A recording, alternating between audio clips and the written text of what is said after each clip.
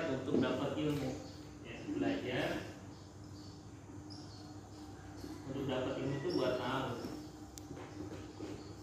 Cuma setelah tahu itu apa yang harus dilakukan? Ya. Makanya digunakan apakah pengetahuan itu adalah manfaat.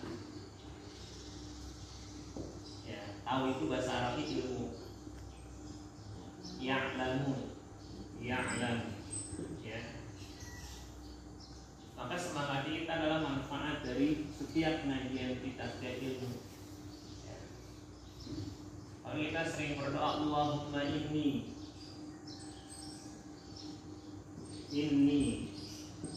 ya Allah sesungguhnya aku a'udzubika min ilmin la yanfa dari ilmu yang tidak bermanfaat. Ya. Jadi semangatnya itu ilmu punya manfaat. Sehingga karena ini manfaat, maka semangat itu praktek gitu. Dipraktekkan. Makanya kajian tadabbur kita kan kita paham. Setelah paham, kemudian kita coba praktekkan. Mungkin hari ini kita lupa. Perasaan kemarin udah dibahas ya di pengajian, gitu kan. Nanti suatu saat karena sering baca Quran, oh iya, lihat lagi nih. Oh tentang ini, besoknya udah nyambung. Ya. Makanya terus pentingnya itu terus aja ya, baca Quran terus. Ya lama udah bersih. Ya. Kalau ada tempat sampah misalnya juga karena ada tempat sampah kita analogi kan kotor. Itu kalau tempat sampah sering kena air hujan tuh ya sedikit, tapi lama-lama bersih juga. Walaupun tidak sebersih kalau kita betul-betul niatin kita stay gitu, itu langsung bersih. Tapi paling tidak itu pasti ada nilai-nilai kebaikan. Apalagi setiap huruf yang kita baca kata Rasulullah SAW, Rasulullah yang bicara. Berarti kalau Rasulullah yang bicara itu shadiqul wa'dil amin. Shadiqul wa'di, janjinya benar, amin terpercaya. Ya tim konsumsi udah siap sikap tuh.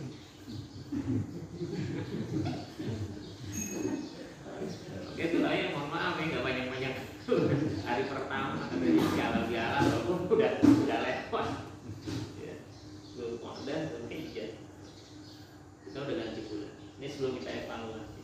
Jadi semangatnya gitu, setiap huruf tuh 10 kebaikan, satu huruf 10 kebaikan hasanah.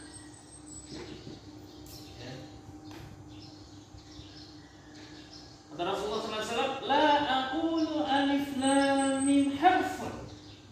Aku tidak mengatakan alif lam mim dalam surat Al-Baqarah harfun. Ini satu huruf. La, bukan. Walakin alif harfun, lam harfun, wa mim harfun. Likulli harfin, setiap huruf dengan 10 kebaikan. Masya Allah. Jadi kalau kita ikhlas tilawah itu, maka siap-siap akan mendapatkan kebaikan. Walaupun enggak langsung saat itu juga. Tapi kebaikan itu akan tepat pada waktu kita butuhkan. Kita pernah kenal ada namanya rezeki arah yang tidak disangka-sangka gitu. Benar nggak? Ya. Kalau ke bahasa Betawi namanya rezeki nomplok. Ya. Ujuk-ujuk gitu kan, nggak ada hujan, gitu kan. Suatu orang ngasih tahu gua punya tanah. Pas teman gua lagi nyari, gitu gua upload dapat gua komisi gitu kan. Rezeki nomplok katanya, nggak pernah kepikiran. Tapi kalau bahasa takdir, rezeki itu nggak ada yang ujung-ujung. Udah ada di lauhul mahfuz. Cuma turunnya itu tidak terschedule, terjadwal sesuai keinginan kita. Allah yang tahu. Maka kata Allah, wa fis samaa'i rizqukum wa ma tu'adun. Wa fis samaa'i rizqukum, bilang itu ada rezeki kalian. Wa ma dan apa-apa yang sudah dijanjikan oleh Allah buat kita semua. Kan ya. Ada tadi saya di mobil itu setel suratnya surat Hud surat 11. Kita mengakibat ayat saya senang banget. Jadi walaupun belum dihafal secara tapi mulai sampai pada ayat itu Allahnya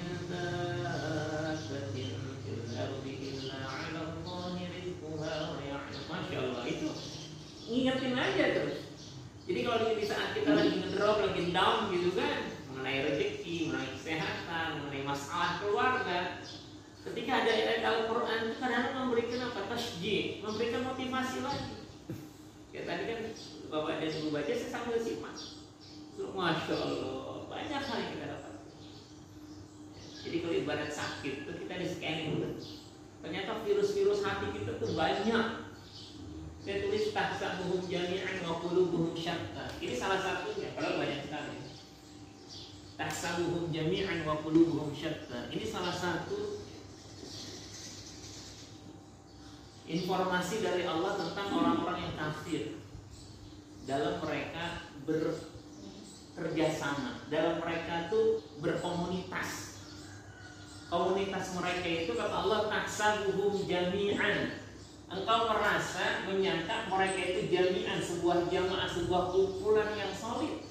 Tapi kata Allah wa qulubuhum syatta. Tapi hati-hati mereka tuh sebenarnya berpecah belah, pengen saling jatuhin. Itu. Tapi beda dengan orang beriman. Orang beriman tuh khawatir kalau hatinya tuh ada iri dengki dengan orang lain. Hatinya. Rabbana ighfir lana dzunubana wa li ikhwanina alladziina sabaquna bil iman la taj'al fi qulubina illa lil ladziina amanu. Masyaallah. Jadi orang lain didoain. Orang beriman tuh saling mendoakan, didoain. Bahkan dia tuh introspeksi, la taj'al fi qulubina ya Allah, jangan jadikan dalam hati kami ini illa rasa enggak nyaman, rasa iri, rasa dengki, punya sakit hati sama orang-orang beriman ini. Jadi kita mikirin orang tuh sampai kita mikir diri sendiri, jangan diawali dari kita nih, yang hati itu dijaga. Tapi orang kafir kelihatannya sama, wa qulubuhum syatta. Beda banget.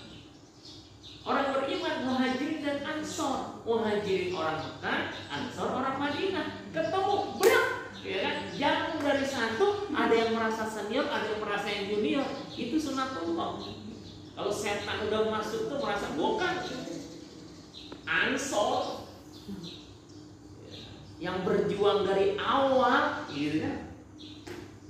Lu kan pendatang baru, ini sebelum musola ini ada, tau nggak lu? Nah. Gak mulai menyebut macam-macam, ya enggak?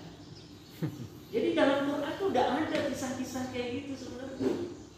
Ya. Makanya mereka yang dulu didoain, Rabbana ighfir lana dzunubana wa li ikhwanina alladziina sabaquna bil, ya Allah ampuni dosa kami dan sahabat-sahabat kami yang lebih dulu tuh masuk Islam. Gitu. Yang dulu-duluan tuh dapat hidayah, yang duluan hijrah, yang duluan jadi orang baik, yang menjadi apa? Pendiri musola ini, gitu kan, didoain mereka. Bahkan la taj'al fi qulubina illa, jangan jadikan dalam hati kami itu rasa enggak nyaman, rasa keki. Kalau orang Betawi itu keki, ya, sesama orang beriman. Jadi membersihkan hati, insyaallah. Jadi kalau kita baca Quran itu ada scanning gitu. Wah, jangan-jangan selama ini saya masih punya tilan. Tetangga beli mobil, kita udah panas dingin, gitu. Allah, meriah, gitu kan? Ya. Punya tetangga pas kena rasionalisasi kantor langsung deh, alhamdulillah, gitu kan? Lu sih dari dulu gini-gini, gitu kan? Kok kayaknya seneng banget, gitu kan? Saya karena banyak majelis taklim itu belajar ikhlasnya itu dari ada yang dari SMA-nya kita bina.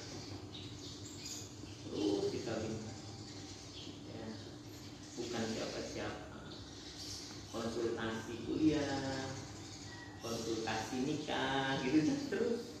sampai dia kerja jadi manajer, semuanya banyak. Saya belajar ikhlas. Emang mereka udah jadi. Justru alhamdulillah dulu sebelum kuliah kita mikirin mulu. Kasihan tuh kita omnya bantuin bareng. Sekarang kan udah selesai. Dia yang bantuin orang, alhamdulillah. Jadi kalau berpikir ada tetangga mampu segala macam, alhamdulillah selesai. Kita mikirin satu orang itu.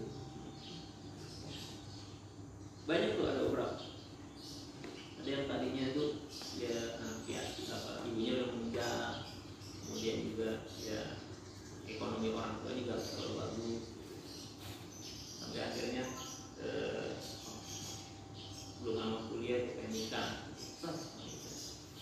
Antum yang lamarin ya, iyalah tapi buat ente ya buat saya kan, saya udah punya gitu kan, ngobrol tapi ngeri juga.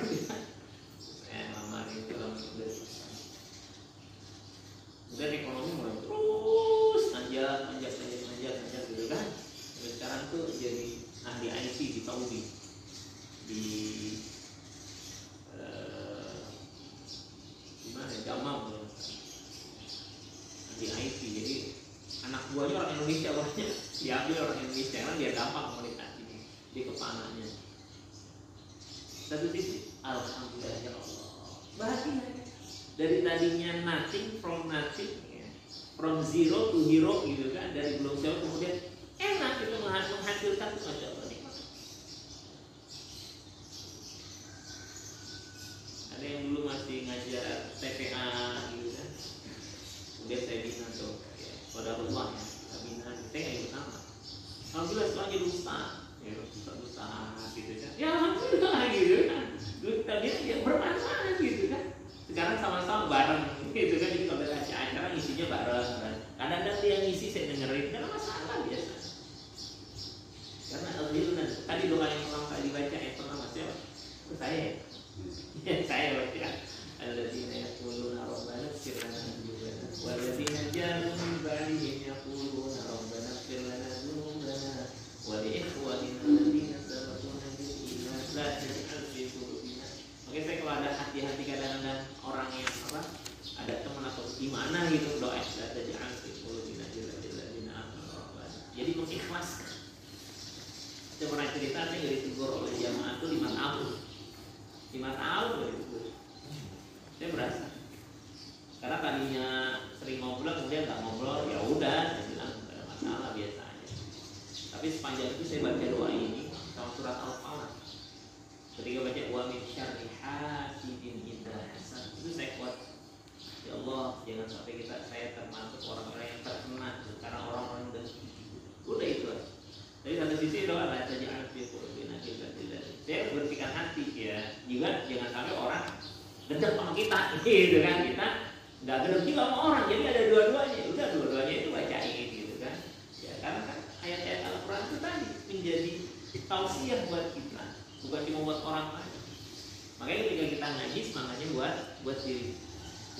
Ini sebagai pengantar kalau saya belajar saya jangan kurang lama.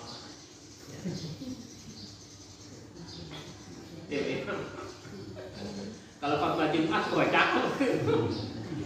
Dan udah lewat jamaah udah bubar. Kayak kemarin saya khotbah Jumat dibisikin sama DKM-nya. Dari jauh kan deketin Ustaz. Ini mulai enggak mendung Ustaz. Ya tahu sebentar kan ceramah biasa. Jangan lama-lama, iya. Siapa yang mau ceramah lama-lama gitu kan? Sebentar aja. Ada teman saya kaget, saya khotbah Jumat cuma 10 menit, kaget tuh. Cepet banget katanya. Nyambung nggak? Nyambung. Udah selesai. Buat apa lama-lama itu enggak. Baik ya. Jadi itu keberkahan kita tadabbur Quran, semangatnya itu. Tadi ada ayat tentang Jumat. Nah, saya sangat merekomendasikan ya ayyuhalladzina amanu idza nudiya lis-shalah sampai selesai itu dihafalin, termasuk artinya. Agar kita semangat. Jadi setiap Jumat kita ya ayyuhan, ini buat yang bawa-bawa maksudnya ya. Idza nudiya lis-shalati min yaumil jum'ati fas'au ila dzikrillah. Jadi semangatnya kalau udah azan tuh langsung gerak. Itu maksimal. Maksimalnya itu. Lebih baiknya disiapin lagi buat Jumat. Paling tidak kita tahu khotib Jumat itu isinya apa. Pak Iwan, khotbah Jumat kemarin ceramah tentang apa? Nah, ini konsep itu pengaruh. Ya, enak di sana cepat banget. Tahu-tahu udah komat aja, ya lo tidur. Masuk masjid bukan Allahumma ftahli abwaaba rahmatik bismika Allahumma ya kan? Jadi kipas angin sama tembok. Udah. Imam baru khotibnya innal hamdalillah. Gitu aja. Tetap Allahu Akbar. Enak banget gitu. Karena Jumat itu khutbah Jumat itu bagian dari kewajiban kita untuk mendapatkan ilmu setiap Jumat. Bahkan Rasulullah tuh kalau hari Jumat tuh matanya merah, itu seperti dia sedang menyiapkan pasukan untuk perang. Jadi ceramahnya itu nggak mendai-dai, tapi serius semangat. Dan pengalaman saya mungkin pernah saya cerita, saya kalau ceramah itu paling capek itu khutbah Jumat, walaupun sebentar. Saya pribadi, kayak kemarin tuh, saya kalau dari Jumat tuh malam Sabtu lelah. Khususnya itu badan satu, itu terasa banget tuh badan pada lelah. Karena untuk mempersiapkan khutbah Jumat itu yang enggak bikin orang ngantuk dan enggak lama, tapi fokus pada itu. Salah satunya nanti ayat yang akan saya bahas, khutbah Jumat saya. Karena berkaitan dengan 1 bulan pasca Ramadan. 1 bulan pasca Ramadan. Jadi ini belum masuk panjang, belum. Ini baru awal, ya overview-nya dari apa yang kita baca. Jadi Bapak dan Ibu, bacaan Al-Quran kita yang kita dengarkan itu harusnya target akhir itu menyemangati kita untuk mengamalkan. Itulah yang Allah firmankan dalam surah Al-Anfal. Wa idza tuliyat 'alaihim ayatuhu zadatuhum imanan wa 'ala rabbihim yatawakkalun. Kalau dibacakan idza tuliyat 'alaihim atas mereka ayat-ayat Allah zadatuhum imanan, bertambah iman. Makanya kita haji tuh sedikit demi sedikit. Tadi udah kita dapetin tadi ya surat Al-Hasyr ayat ke-10 isinya tentang itu. Jadi kalau nanti Pak Ihsan ya habis sholat baca doa misalnya, la taj'al fi qulubina ghillan lil ladzina amanu rabbana innaka ra'ufur rahim. Kita udah tahu lagi ngedoain tentang apa? Menjaga suasana hati kita agar punya rasa iri dan sama siapa. Jadi itu buat kita ambil. Jadi yang Allah Subhanahu wa taala di dalam ayat Al-Qur'annya ada tentang materi kita ya. Ada 7 ayat yang diawali dengan ya ayyuhalladzina amanu taqullah. 7. Jadi ayatnya awalnya ya ayyuhalladzina amanu taqullah. Yang kita baca surat Al-Hasyr wa tanzur nafsum ma qaddamat lighad. Yang akhirnya tadi dibaca Pak Imam ya baca ya tadi ya. Surat ke-18 59 ayat 18. Wahai orang beriman, bertakwalah kepada Allah. Nah, inilah yang menjadi arahan Allah Subhanahu wa taala terhadap orang yang sudah mendapat predikat takwa. Kan kalau Ramadan, wahai orang beriman, puasa agar bertakwa. Kalau ini beda. Wahai orang beriman, bertakwalah kepada Allah. Berikutnya, nah, apa pesan Allah Subhanahu wa taala di dalam waktu yang singkat ya? Sudah lewat 28. Akhirnya saya tuh 6:30 kita selesai. Tapi nggak apa, ini buat menguatkan kita. Saya hapus dulu. Suratnya surat 59 ayat 18 sampai 19 ya. Bahkan 20. Pesan yang pertama adalah ya ayyuhalladzina amanu taqullah. Apa? Rencanakan hidup kita di alam. Pertama kalimatnya qaddamat. Qaddamat artinya itu evaluasi diri. Qaddamat apa yang udah dikerjakan. Qaddamat ma qaddamat. Qaddama yuqaddimu. Qaddamat Dia pakai Pak Marfuto karena nafsun di awalnya. Ya ayyuhalladzina amanu taqul wal tandur nafsun. Setiap diri qaddamat apa yang sudah dikerjakan. Ini evaluasi. Kalau dalam surat Yasin ada qaddamu. Gimana bunyinya? Inna nahnu nuhyil mauta naktubu. Apa artinya Bu Ami? Naktubu. Dari asalnya kata apa? Ismi. Naktubu berarti kami tulis.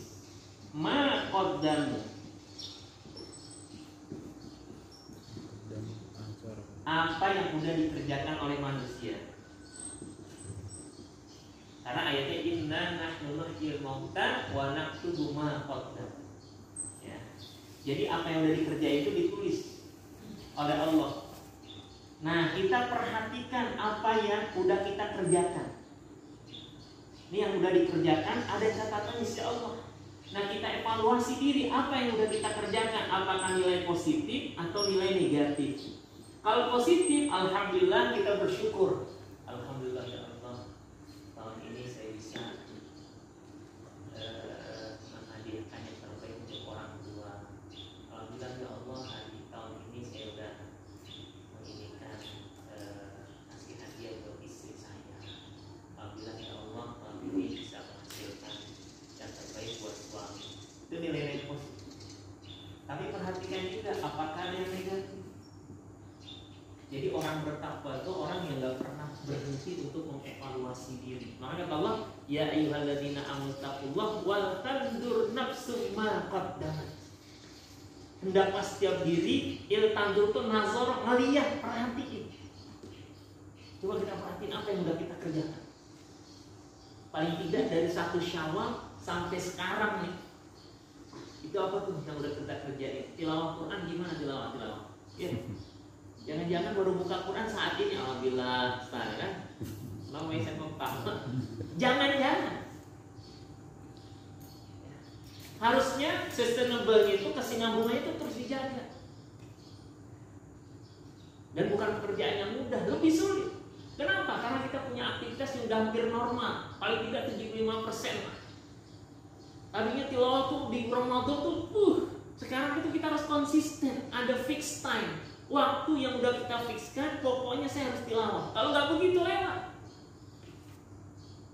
Saya sebelum maghrib harus selesai, punya target. Dan sebelum tidur saya harus selesai, ada 2 target. Kalau sebelumnya cuma 1 target sebelum tidur, kalau sekarang enggak. Sejak Syawal kemarin, bukan sejak Syawal sebenarnya sebelum Syawal.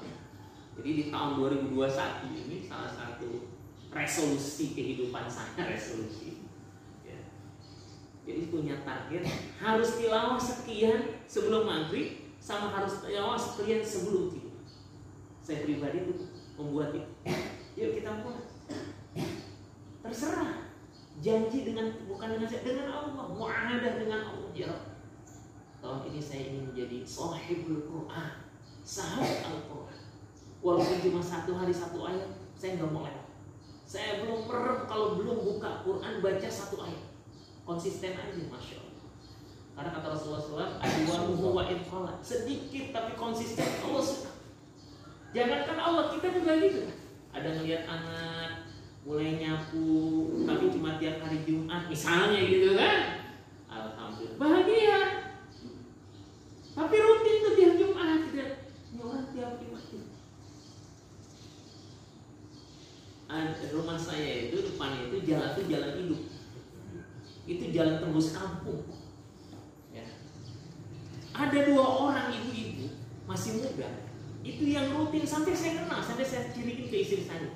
Nih, itu waktu ketemu di Pansa, ini orang yang selalu lewat depan rumah kita pagi dan sore. Kerja itu masih muda, usianya sekitar 30 atau 35 kali. Lalu kayak gitu, saya ceritain ke istri. Pas ketemu di pasar, di jalan agak jauh, ini. Dia naik angkot, nanti dia lewat depan rumah kita. Saya bawa mobil waktu itu. Mobil atau motor? Mobil nih, mobil. Dia baru naik angkot tuh. dari Pasar Agung, dekat Pasar Agung.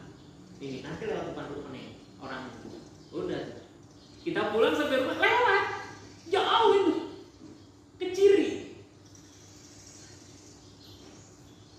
Ini gimana nih Allah mengenalin kita tuh, para malaikat udah tahu. Ini Bu Ani nih bisa asal nih mau tilawah. Itu Masya Allah. Dia kerja, itu tiap malam, walaupun hujan gitu. Istri saya kaget, tuh perhatiin kan saya nyapu. Kalau pagi sore kita pulang kantor kan nyapu. Dia lewat tuh, ya orang sering banget. Sama satu lagi, sama-sama gak juga, ibu-ibu juga. Yang lain ada juga pengamen. Ini pengamen yang ini. Ntar kalau dari sini pasti ngeliat ke rumah ini. Gitu. Kalau kita ada di depan, pasti balik lagi. Gitu. Ya, sampai ciri. Nah bisa nggak gitu tuh sedikit konsisten dan menjadi ciri khas, walaupun sedikit. Dan kalau berdua nih suami istri saling ngingetin, ya.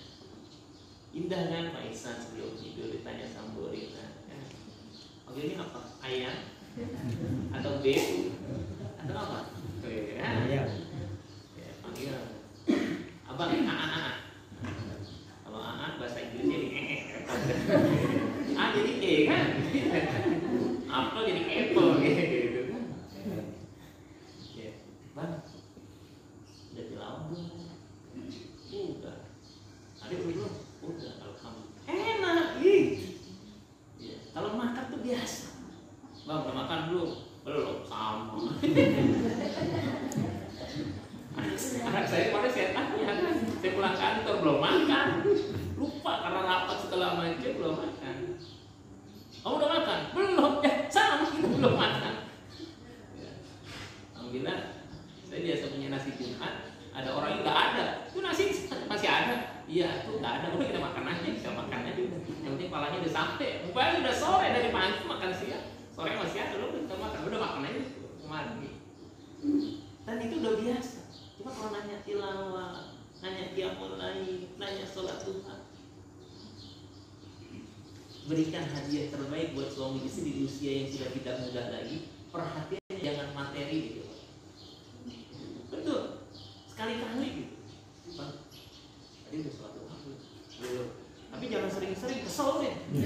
Mulai begitu. Walaupun baik kalau keseringan bahaya. Vitamin bagus tuh. Tapi kalau berlebihan penyakit. Kita nasihat baik, tapi keseringan orang bosan.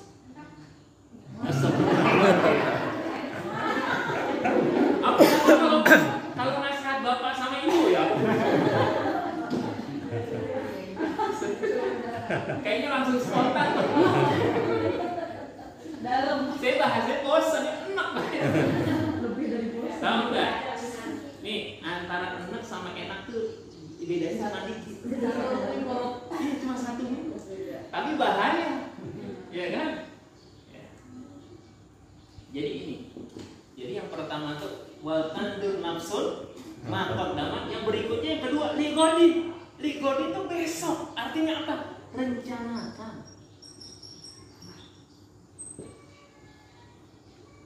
Sekarang dipakai Pak dalam pelatihan besar. Rencana hidup, rencana. Quran udah ngajarin sama. Jadi evaluasi yang kemarin, besok gimana? Terhadap semua sisi kita dan yang anak-anak. Kan hari ini agenda kamu apa? Saya nggak bawa handphone ketinggalan. Pada ini jangan izin gak saya? Iya, ketinggalan sih. Saya pun ketinggalan tadi. Ingat sama, ya udah nggak buat apa di handphone nggak. Paling kalau ini ya dadakan nanti ada. Kak, agenda kamu hari ini apa? Apalagi yang kuliah di Semarang. Saya sering. Tapi kemarin saya masih nanya.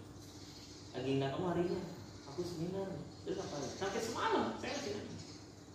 Iya Bi, nanti ada ini nih ngaji malam dengan alumni. Oh ya. Gitu. Karena untuk memperhatikan yang begitu-begitu.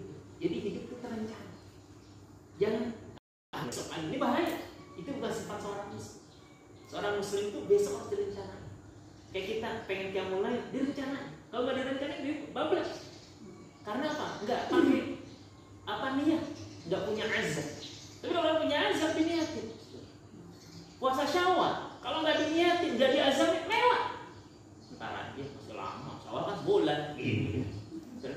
2 minggu gitu kan. Terus lewat. Gimana? Tapi kalau dia punya azab, Masya Allah, kuat. Udah selesai puasa sama? Awalnya udah selesai. Puasa sama? Puasanya udah. Soalnya kemarin selesai kan. Dan enak kan saling menguatkan. Kalau yang ibu kan bayar utang Ustaz. Oh iya Bang. Bayar utang enggak? Kan seawal Ustaz. Terus awal enggak bayar utang enggak? Iya daripada bingung Ustaz. Kan katanya dak mayaribuka illa mayaribuka. Hadisnya gitu. Tinggalkan yang meragukanmu kepada yang tidak meragukan. Saya ragu, jadi nggak pas kan? Itu kendali kelakuan namanya bahaya. Makanya saya kalau misalnya ibu-ibu, mau puasa nggak di Syawal ini? Puasa apa mas? Terserah mau puasa apa gitu kan? Alhamdulillah. Kalau nggak diniatin, duha nih. Kalau nggak diniatin, nggak diazan, lewat. Coba kita mulai rencana. Hari ini saya mau. Setelah ini saya mau ke Bogor sama anak saya. Nanti pada asar saya ada pengajian. Nanti pada maghrib malam lagi saya ada pengajian. Saya udah on schedule. Besok pada subuh ada kuliah subuh. Sampai saya tanya tuh di tempat masjid karena belum mulai. Saya tanya 2 hari yang kemarin. Ahad besok jadwal saya takrif gimana ya? Khawatir kalau nggak ada. Saya udah bikin agenda lain. Iya Ustaz ada. Tapi kita udah siapin sarapan juga Ustaz. Sekali-kali tuh sarapan bareng gitu. Saya alasannya saya sarapan tuh sama karena dekat rumah. Ya, saya sarapan di rumah sama anak dan istri. Kalau di situ udah biasa gitu orang ngaji sama istri dan anak. Karena saya sarapan tuh bukan cuma sarapan. Sarapan tuh ada pesan biasanya saya ingat. Jadi bukan cuma kalau bahasa orang tuh dinner bareng gitu. Kalau nggak sarapan aja lagi nasi uduk di bawah. Tapi ada pesan yang ingin disampaikan. Terus saya bilang saya nggak sarapan bareng-bareng masih bilang. Tapi besok sekali-kali udah usah bertahun-tahun saya di sini belum pernah sarapan bareng kan. Yalah besok insyaallah. Jadi terencana jam 9 ini saya ada seminar diskusi kurikulum sampai jam 12. Nah, pada itunya kosong ya. Pada asarnya itu ada pengajian ibu-ibu baru saya mulai karena nggak mulai. Saya bilang udah ngaji di masjid aja jauh-jauh kan. Saya mulai. Malamnya ada lagi pengajian tapi ada undangan DKM buat rapat kurban. Jadi terschedule. Ini saya melakukan dia kita lakukan bareng-bareng. Jadi hari kita enak. Jadi kalau kita pun nongkrong di mana, kita ada batas waktu. Enak. Di masjid ya habis sholat kan kadang ngobrol gitu. Sebentar kenapa? Anak saya mau murojaah hafalan. Sebentar ya, saya pulang dulu. Gitu. Karena kita punya target berikutnya. Itu enak. Kaku tuh, kelihatannya kaku. Tapi lama-lama manajemen itu jadi automatically. Jadi bahasa tubuh. Udah biasa. Jadi kita nggak lama di kegiatan yang nggak penting-penting. Sayang. Kalau pengen nyantai kita udah ada waktunya selama. Jadi berpikirnya dari yang paling prioritas udah selesai semua sampai yang enak. Ini Quran ngajari waltan ternafsu ma qad evaluasi kerja. Ayat yang berikutnya wala takunu kalladzina nasullah. Yang berikutnya jangan pernah lupa sama Allah. Itu. Ayat berikutnya jangan sama dengan orang lain. Jangan ikutin. La yastawi ashabul jannah wa ashabun nar wa ashabul jannah ashabul jannatil faizun. Orang sukses itu enggak bakal sama dengan orang yang gagal. Jadi jangan merasa dia aja nyantai sukses. Gue nyantai juga sukses. Tentu. Kelihatannya nyantai. Saya punya teman pengusaha yang saya sebut waktu itu ada 10 perusahaan. Itu tetangga bilang apa? Dia orang ini enggak punya kerjaan. Yo, orang dia nyantai di rumah kok, di remote. Di remote apa? Kerjaannya itu online. Ada yang tenaga IT di mana hampir nggak pernah ngantor di rumah aja. Anaknya sekolah di Nurul Fikri semua. Dia ngantar tiap hari. Mobilnya Fortuner.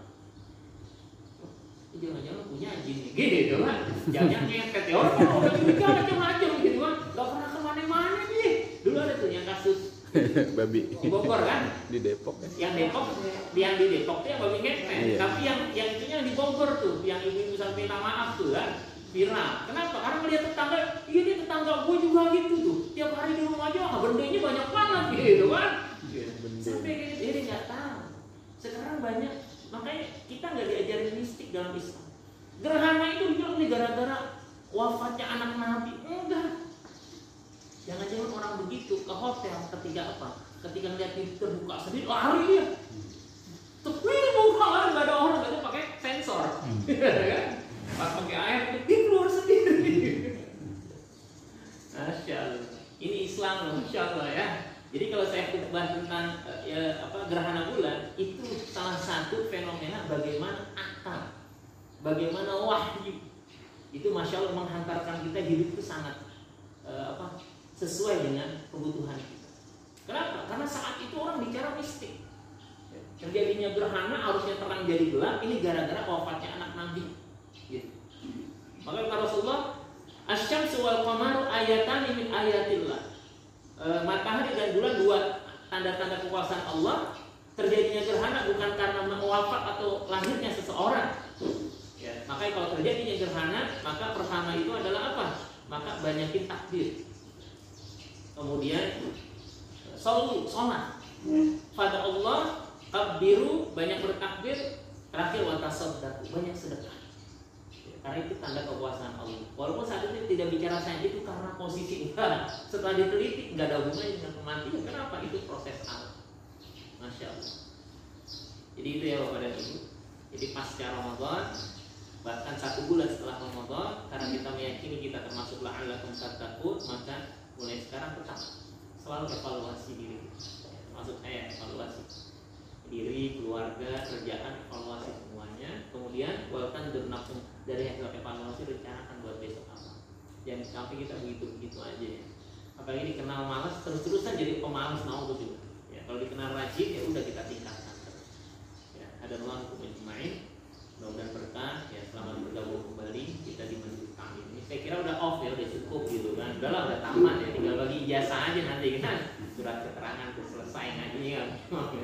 Ya Pak Imam ingetin, insya Allah kita ya setelah ada acara pernikahan, hajatan, kita mulai lagi. Masya Allah.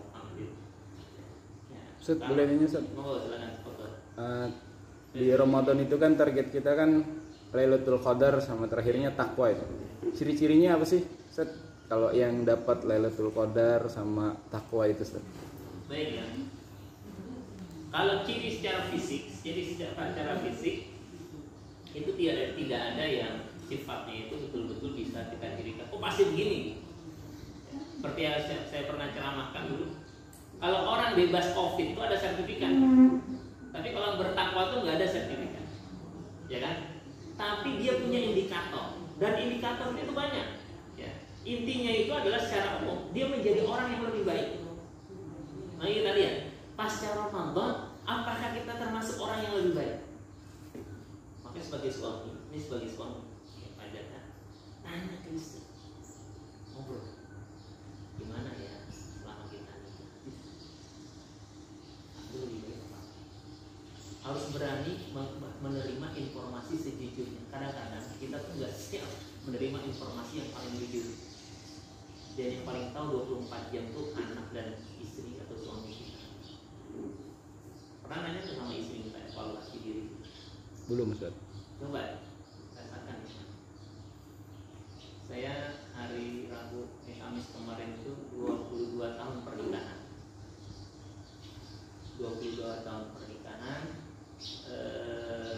tapi versi Syawal, versi Hijriah 29 Syawal ya, 14-20 Hijriah. Sekarang 14-42.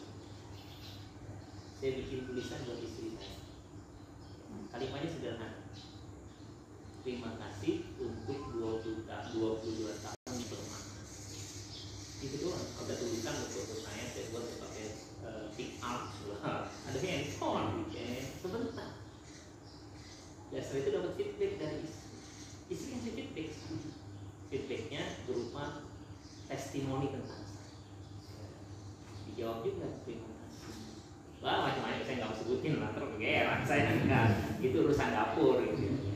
Artinya kita butuh feedback dari orang lain. Ya. Kalau dari jamaah kan dia taunya baiknya kita doang gitu kan. Tapi boleh dong dari orang yang paling dekat, dari anak-anak. Dari anak tuh dia ngobrol, dia tidur. Kamu suka nggak sih punya Mbak Abi kayak ini? Enggak. Kenapa enggak?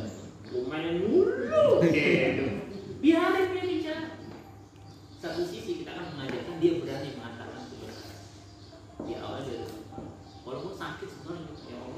gede banget.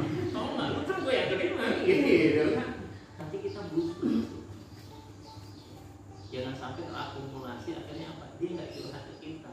Ini PR besar saya itu adalah gimana anak saya bisa curhat dengan saya. Itu bukan kerjaan berat. Mereka lebih nyaman dengan teman. Temannya kan nggak bisa memberikan informasi lebih dewasa ya, sesuai dengan kondisinya. Itu yang terjadi itu banyak anak-anak yang bermasalah juga. Yuk kita coba. Saya belum selesai saya proses, tapi kita bersama-sama. Oke, untuk mendapatkan ketakwaan, predikat kita banyak. Kita sebagai anak, coba ketakwaan kita lebih baik interaksi terhadap orang tua kita dari sebelumnya. Apakah itu diakui oleh orang tua kita? Coba tanya orang tua kita. Mereka bangga nggak punya anak kayak kita? Saya kalau minta maaf sama ibu saya tuh nanya, oh maaf ya. Jadi masya Allah. Kita sama tetangga, coba testimoni tetangga kita terhadap kita gimana? Karena orang bertakwa itu ada kualitas dengan tetangga. Coba nih sekali-kali orang tuh bicara gitu kebaikannya atau keburukannya, tapi orang yang nantinya kita anggap bersih ya, ajak ngobrol. Kita di tempat kerja, apakah kita menjadi orang yang bertakwa? Dan lebih baik nanya sama orang-orang di sekeliling kita. Jangan-jangan mereka nggak berani ngomong sama kita. Itu secara aplikatif. Kalau secara teori itu banyak. Alladzina yunfiquna fis sarra wad dharra wal kadhimina al-ghaidha wal 'afina 'anil nas. Aplikasinya gimana? Coba deh dari orang-orang yang terdekat. Ajak ngobrol anak kita. Cari momen tadi. Jangan kasih aku nasihat atau enggak. Ngobrol lagi enak. Gimana Kak? Kamu udah usia sekian nih, kita bareng-bareng. Ada masukan enggak buat Bapak? Ya, kali aja kamu ada keinginan apa, ada sikap Bapak yang kurang pas gitu kan. Tapi yang baik-baik aja ya aku lah.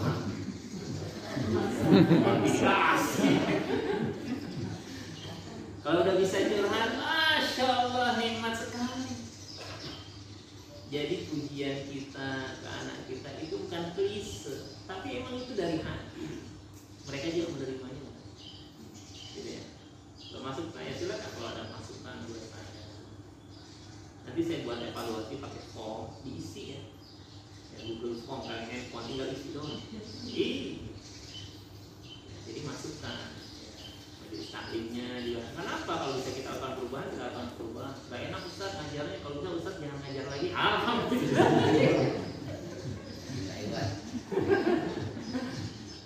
Hadanallah itu menjimai jazakallah ya Pak. Ini tahu pertanyaan itu tausiah buat saya. Saya ngobrol sama istri tadi sebelum subuh. Saya bilang sama istri ini, ya, saya bilang nanti aku kan ikut ke kerangka. Nanti dia sih itu setorannya nanti ke Kak Izzat ya.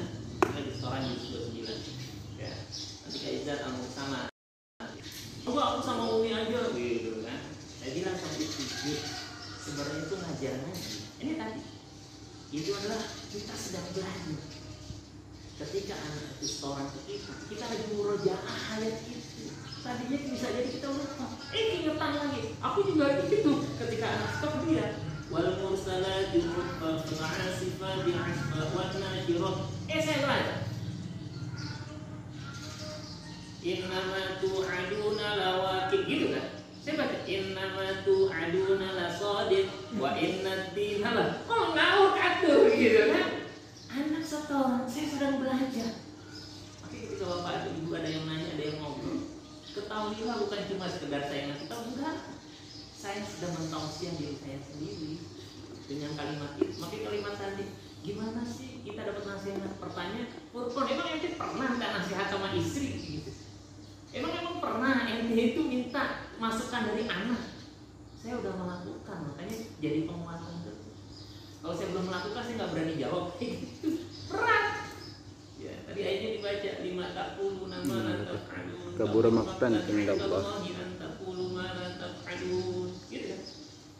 Kenapa ente ngomong yang lo nggak kerjain? Kabura maqtan, besar murka Allah kalau ente nggak kerjain. Apalagi besar. Oke, saya berat tuh ngajar itu berat. Tapi semangat saya tadi gitu. Saya ingat di diri saya. Kalau anak setoran kita itu belajar kita. Jadi kita sempat sih. Kenapa? Kita lagi diingetin ayat Quran lewat anak kita yang belajar.